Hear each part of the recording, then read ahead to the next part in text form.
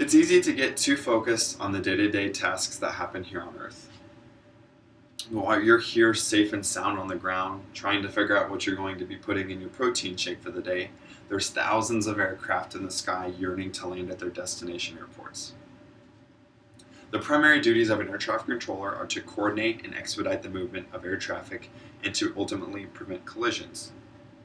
To become a controller, a person must pass many tests. They must be medically fit, and then once all the pre-screening is completed, a person must attend a technical training course where they learn the very basics of air traffic control.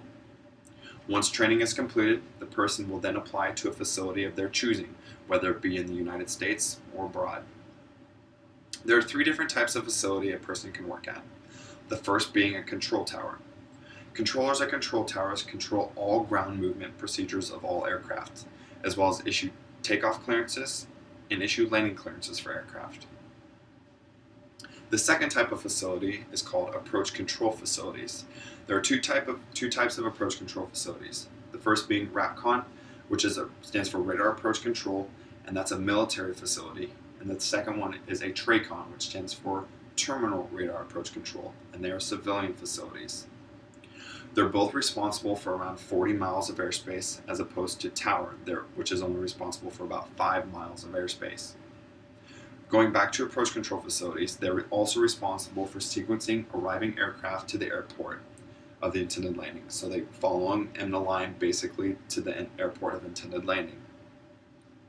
The third type of facility is en route centers, or just centers.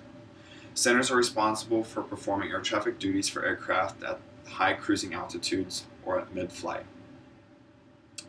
Center also is responsible for divvying out sectors of airspace to terminal facilities. So what happens is terminal facilities such as Sheppard Air Force Base, which I'm a controller at, we come into work and request our chunk of airspace for the day. We use it for our operations, and at the end of the day, we give it back to center, and that happens all over the United States. Now, as you all know, work as an air traffic controller can be extremely stressful, and it requires total concentrations at all times, which means that you can't bring a fight that you had with your girlfriend to work with you, because it will just totally destroy you and it will cause you to do very bad things as a controller. Extensive on-the-job training is required for all controllers.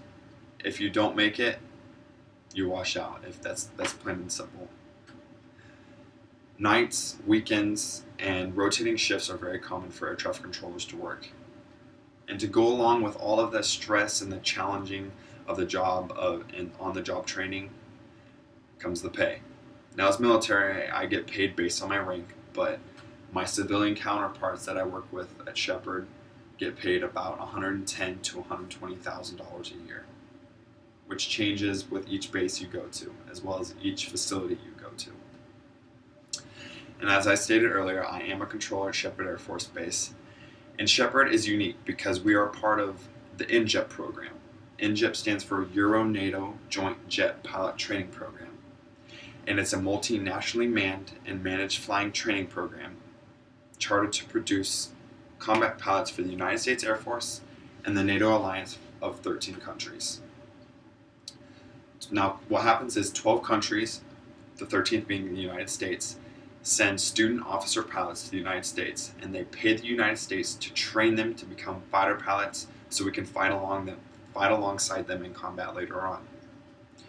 There are roughly 200,000 flying operations that are accomplished at Sheppard each year, which makes us the 3rd busiest joint use Air Force base in the entire world. Now, in conclusion, I've gone over how air traffic control perform the duties to separate aircraft and to provide them with the best service possible. I have focused on how challenging the job is and how good the pay is, and how Sheppard is the 3rd busiest joint use Air Force base with over 200,000 flying operations a year, which to me is incredible.